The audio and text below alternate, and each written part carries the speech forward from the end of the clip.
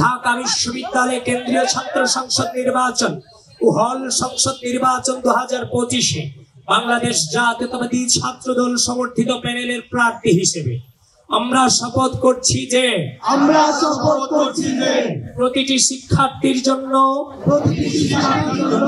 একটি আনন্দময় বসবাসযোগ্য এবং নিরাপদ ঢাকা বিশ্ববিদ্যালয় ক্যাম্পাস গড়ে তোলার লক্ষ্যে বিগত ফ্যাসিবাদী শাসন আমলে ঘৃণিত গণরম প্রথা, এসরুম নির্যাতন, জোরপূর্বক রাজনৈতিক কর্মসূচিতে যোগদানের জন্য বাধ্য করানো এবং ভিন্ন মতের জন্য অত্যাচার ও নিপীড়ন চালানোর যে রাজনৈতিক অপসংস্কৃতি গড়ে উঠেছিল যে কোনো মূল্যে আমাদের ক্যাম্পাসে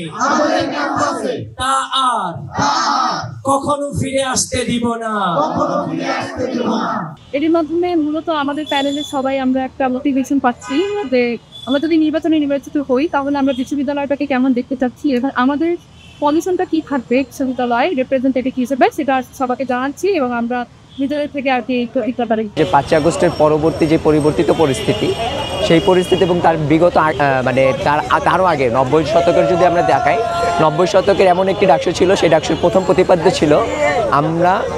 গণতন্ত্রকে ফিরে আনবো, স্বৈরাচারকে পতন করাবো। সেই ডাকসুর যে শপথ ছিল সেটার ছাত্রদল বাস্তবায়ন করেছে